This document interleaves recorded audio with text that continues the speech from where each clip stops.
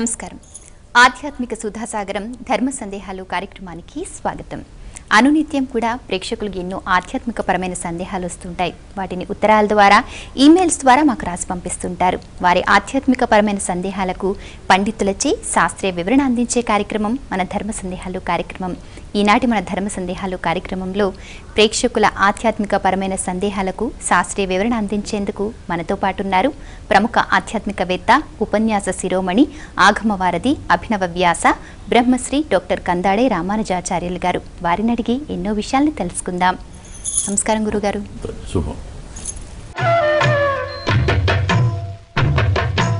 గురుగారు, ముందుగా మొదటి ఉత్తరం చూద్దామండి. ఈ ఉత్తరాన్ని సుష్మా గారు నర్సీపట్నం నుంచి రాస్తున్నారు. షోడశోపచారాలు ఆచరించాలా?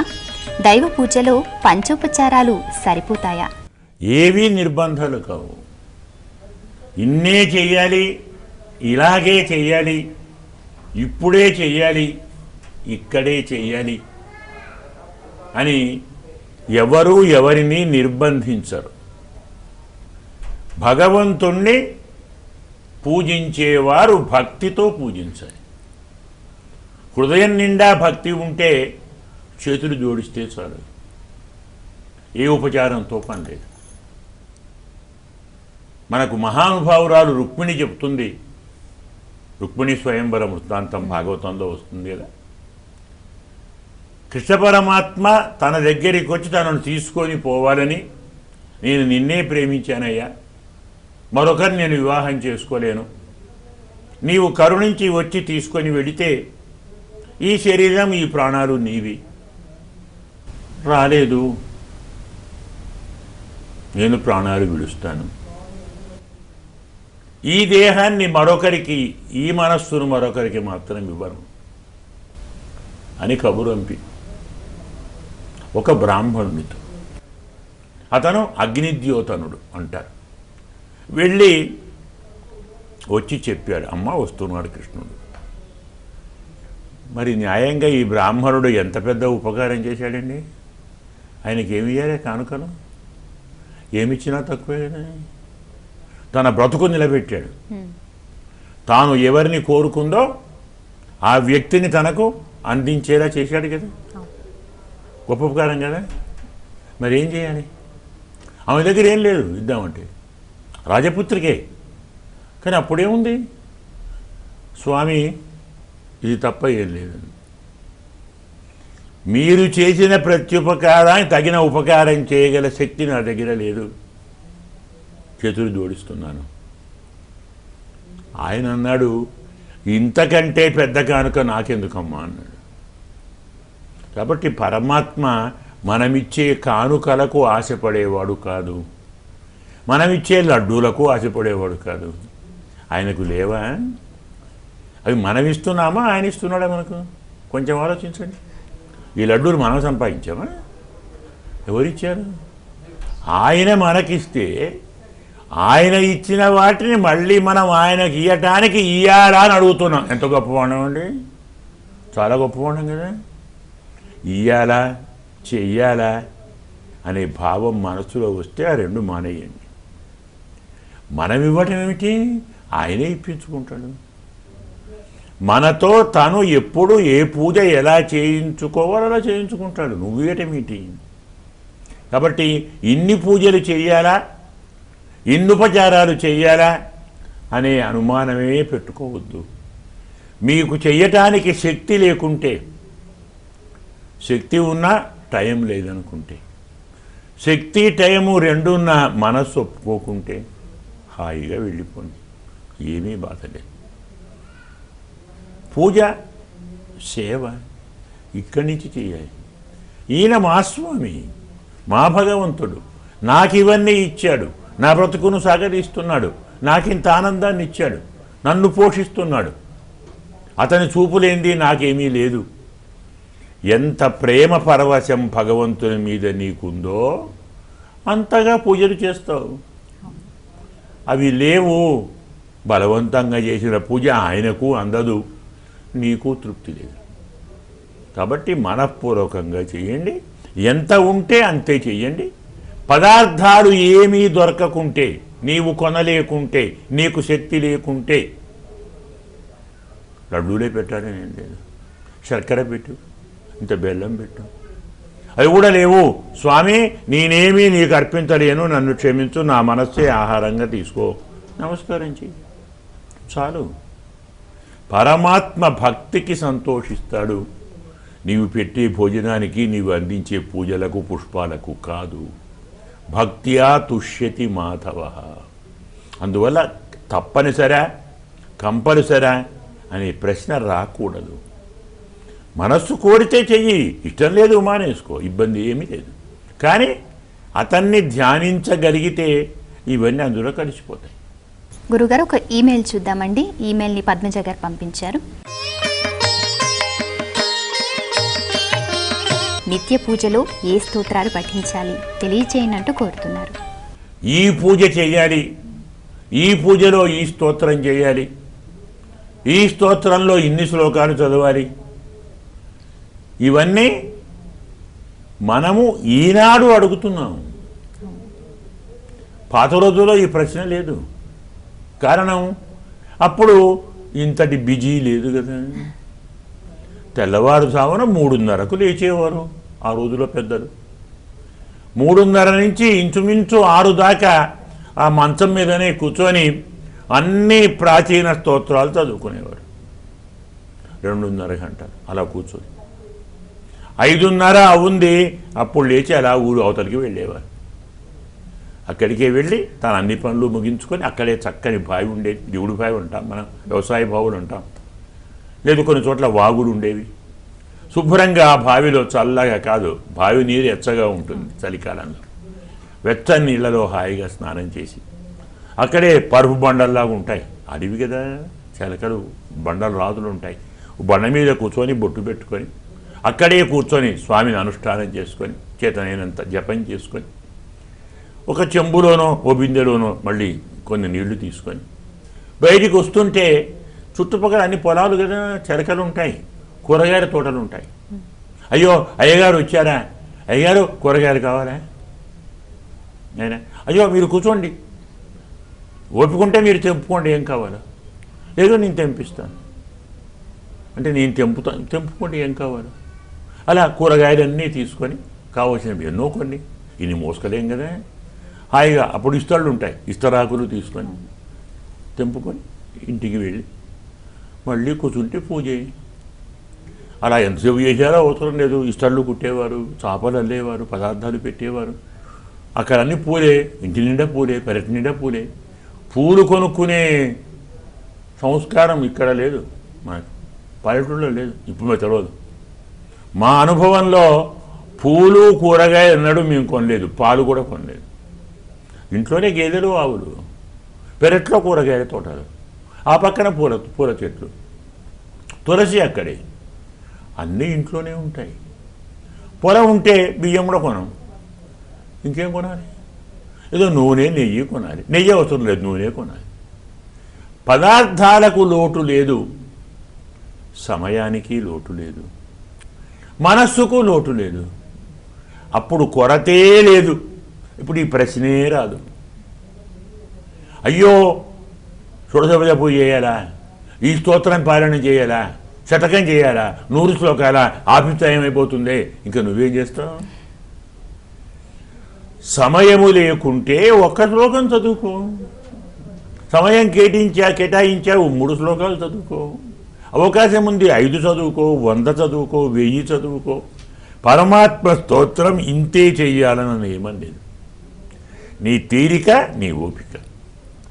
ఇందులో కొన్ని స్తోత్రాలు దారిలో కూడా చేసుకోవచ్చు, బస్సులో కూర్చొని కొన్ని చేసుకోవచ్చు, కొన్ని ఆఫీసులో చేసుకోవచ్చు.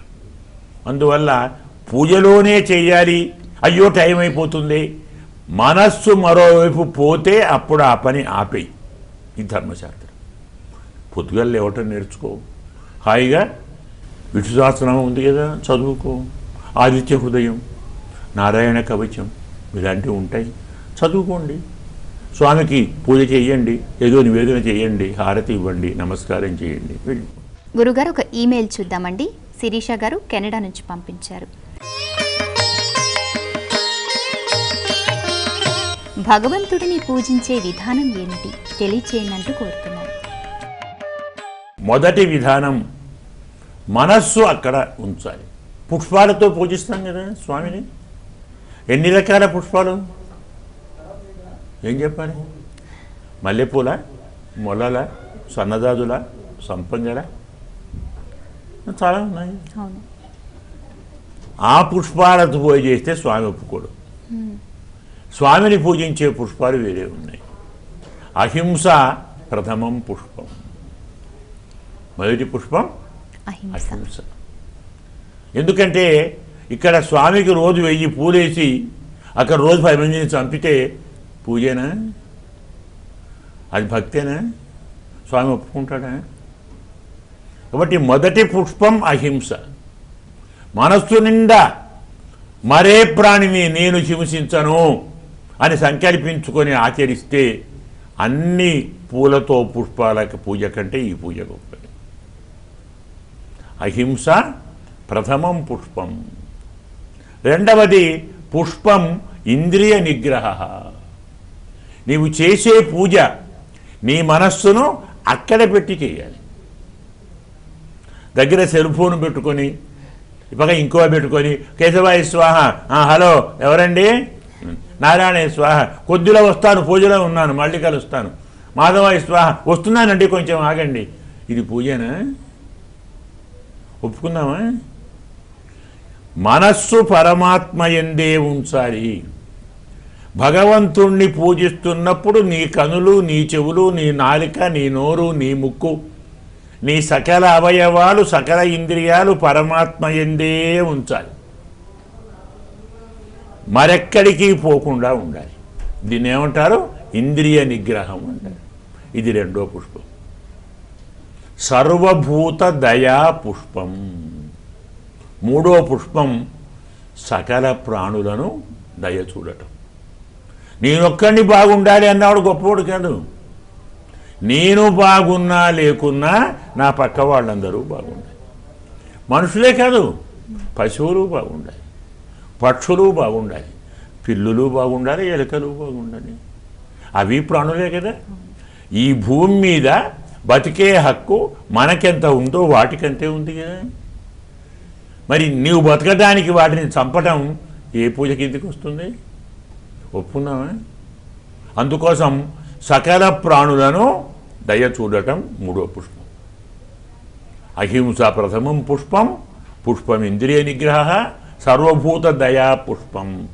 దానం పుష్పం విశేషత. దానం చేయటం నాలుగో పుష్పం. అలాగే శమము అంటే బహిరింద్రియ నిగ్రహము.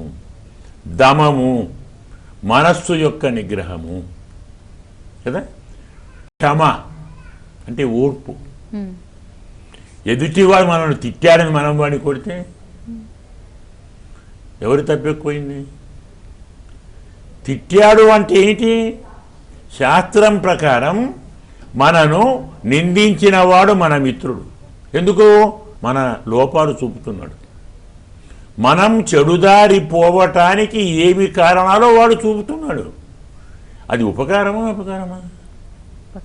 ఉపకారం అయితే మరి ఏం చేయాలి? దండం పెట్టాలి. తిట్టడం ఏంటి? వాడు చెప్పిన తప్పులు నిజం కాకుండా ఒప్పుకో, నువ్వు గొప్పవాడు అవుతావు. మనం అంటారు కదా, గాంధీ గారు ఓ దెబ్బ కొడితే ఇంక విప్ప ఖాళీ గుంది కొట్టరా అన్నాడు. మనం అంత గొప్పవాళ్ళం కాకపోవచ్చు, అంత మంచి విద్య మనకు లేకపోవచ్చు. ఎదుటివాడు మనం నిందిస్తే నాయన నమస్కారం, వాడు మళ్ళీ ఉంటాడు. ఇంకా ఒకటి క్షమ. ఇలా అహింస, ఇంద్రియ నిగ్రహము, సర్వభూత దయ, దానము, శమము, దమము, క్షమ, ఇవి 7 అయ్యాయి. శ్రద్ధ 8. అంటే నీవు ఏ పని చేసినా ఆ పని ఎందే దృష్టి ఉంచి శ్రద్ధగా చెయ్యి. కూర్చోవాలి. చిన్న ఉదాహరణ, పూజకు కూర్చోవాలి. కూర్చోవాలంటే ఒక చాప వేసుకోవాలి. ఏదో తుంగ చాపు ఏదో వేసుకుంటాం. మనం చాప అలా వేస్తాం, వేయం, ఒళ్ళం కాదు, చెరగాదు, అలా వేసాం. అక్కడ విగ్రహం ఉంది, చాప ఇక్కడ పడింది, జరుపుకోవాలి. ఎలా జరుపుతాం? అందరూ ఎలా జరుపుతున్నారు? కాలుతో జరుపుతున్నారు. జరపవచ్చా? నీవు దాని మీద కూర్చొని భగవంతుణ్ణి ఆరాధిస్తావా? దాని మీద కూర్చొని నీవు సంధ్యావందనం చేస్తావా? ఆసనం అంటే అది కూర్మావతారం. కాలుతో తంటే ఫలితం వస్తుంది, వంగి చేత్తోది. ఇది శ్రద్ధ. చేసే పని శ్రద్ధగా చేయాలంటే సక్రమంగా చేయాలి. వంగు, పక్కకు జరుపు చాపను. నీళ్లు పడ్డాయి, వస్త్రంతో వంగి తుడువు. వంగడం చేత కాదు, ఇంకొకటితో చేయించు. కాబట్టి అశ్రద్ధతోటి, అజాగ్రత్తతోటి, నిర్లక్ష్యంతో చేస్తే పూజ కాదు. ఇవి 8 పుష్పాలు. పుష్పం అష్టవిధం జ్ఞేయం. 8 రకాల పుష్పాలతో స్వామిని పూజిస్తే తక్కిన పూజలు స్వామి కోరుకోడు అని శాస్త్రం. అందువల్ల వీటితో పూజ చేయండి. పూజకు మీరు ఏవి మీ దగ్గర ఉన్నవి ఉన్నంత వాడండి, స్వామి సంతోషిస్తారు. గురుగారు, మరొక ఉత్తరం చూద్దామండి. ఈ ఉత్తరాన్ని సునీత గారు ఆదిలాబాద్ నుంచి పంపించారు. నామ సంకీర్తన ప్రభావం ఏమిటి తెలియచేయనంటూ కోరుతున్నారు. మనకు యుగాలు 4 ఉన్నాయి. కృతయుగం, త్రేతాయుగం, ద్వాపర యుగం, కలియుగం.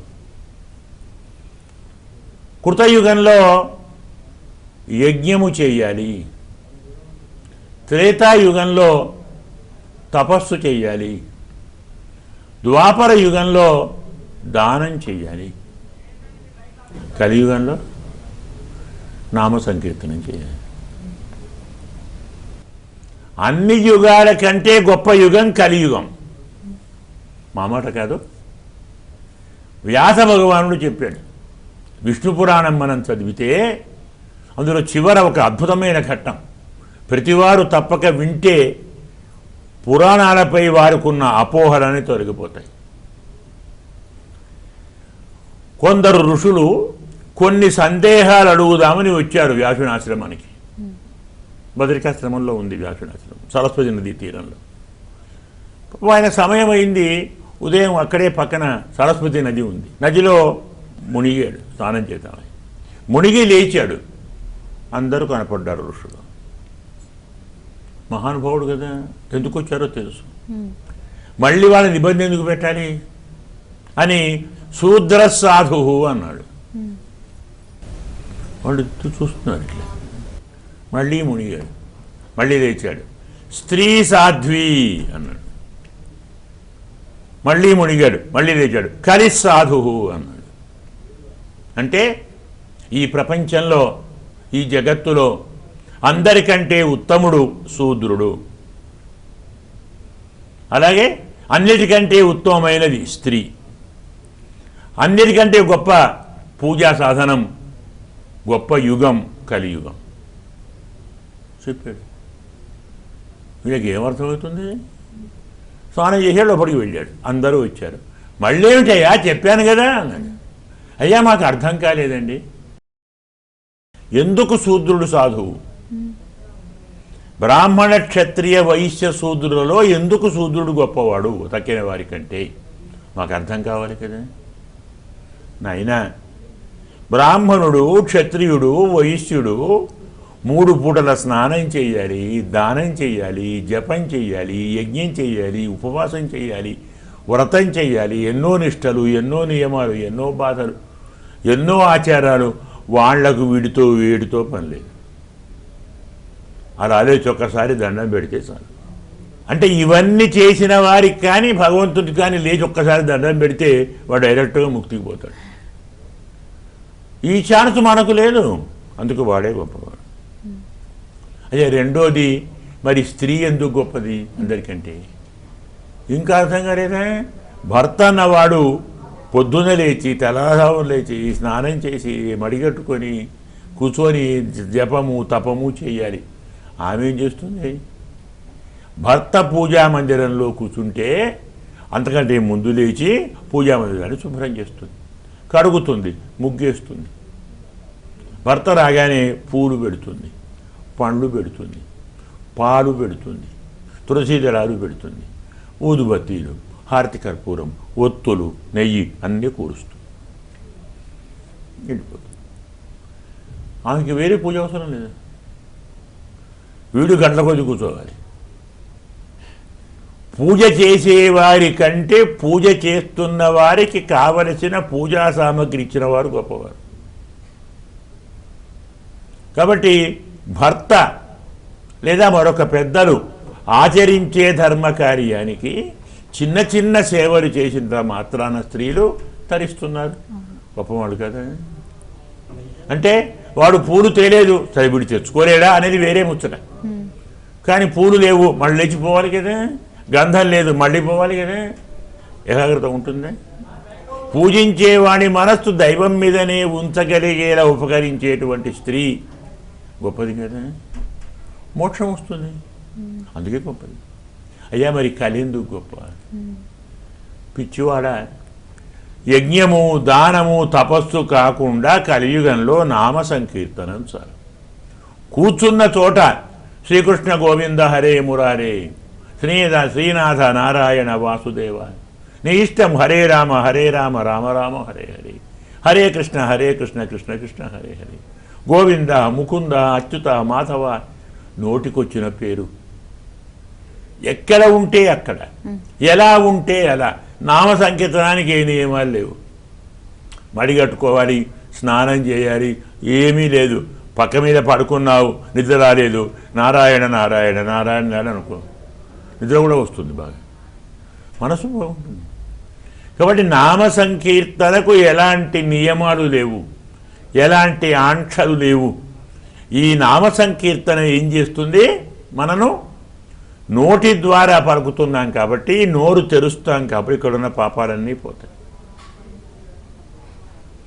మనం చేస్తున్న దాన్ని పక్క వాళ్ళు వింటారు కదా, చెవుల్లో పడతాయి కదా ఈ నామాలు. ఇక్కడి నుంచి పాపాలు పోయాయి, వాళ్ళు వింటున్నారు కదా. ఇక్కడ రంధ్రాలు ఉన్నాయి, కణరంధ్రాలు. ఆ రంధ్రంలో నుంచి పరమాత్మ వారి హృదయంలోకి వెళతాడు. మనం సంకీర్తన చేస్తుంటే పరమాత్మ వారి హృదయానికి వెళతాడు. మరి మనకైతే ఏమిటి అంటారా? అవునా? అనొచ్చా? వారి హృదయంలోకి పోయిన స్వామి ఏం చేస్తాడు? అక్కడ వారు కీర్తిస్తారు కదా, అది మనకినొస్తుంది కదా, మన చెవుడికి ఇక్కడికి వస్తాడు. ఇలా ఒకరి ద్వారా ఒకరు, ఒకరి ద్వారా ఒకరు, ఒకరి ద్వారా ఒకరు అక్కడున్న వారంతా పరమాత్మ హృదయంలో నింపుకుంటారు. ప్రతి వారి హృదయంలో పరమాత్మను ఉంచగలిగేది నామ సంకీర్తనము. నోటిది, మనస్సుది, శరీరంది పాపాలన్నీ పోగొట్టేది నామ సంకీర్తనము. ఎలాంటి ఆంక్షలు లేనిది నామ సంకీర్తనము. భక్తిని పెంచేది, సంసారం మీద కోరికను క్రమక్రమంగా తగ్గించేది. ఇంకేం కావాలి? అందరూ నామ సంకీర్తన చెయ్యండి, ఆనందాన్ని పొందండి. గురువుగారు, మరి మీ అమూల్యమైన సమయాన్ని కేటాయించి ఈనాటి మన కార్యక్రమంలో ప్రేక్షకుల ఆధ్యాత్మిక పరమైన సందేహాలకు శాస్త్రీయ సమాధానాలు అందించారండి. చాలా సంతోషం, ధన్యవాదాలు. వీక్షించారుగా ఆధ్యాత్మిక పరమైన సందేహాలకు శాస్త్రీయ సమాధానాలని ఈనాటి మన ధర్మ సందేహాలు కార్యక్రమంలో. మరి మీకు కూడా ఏమైనా సందేహాలుంటే మాకు రాసి పంపించండి. మా చిరునామా ధర్మ సందేహాలు, కేర్ ఆఫ్ భక్తి TV, road number 92, Jubilee hills, Hyderabad 5,96,000. మా ఇమెయిల్ ఐడి bhaktihyd@gmail.com. ఇది ఈనాటి ఆధ్యాత్మిక సుధాసాగరం ధర్మ సందేహాలు కార్యక్రమం. మరొక కార్యక్రమంలో మళ్ళీ కలుద్దాం. నమస్కారం.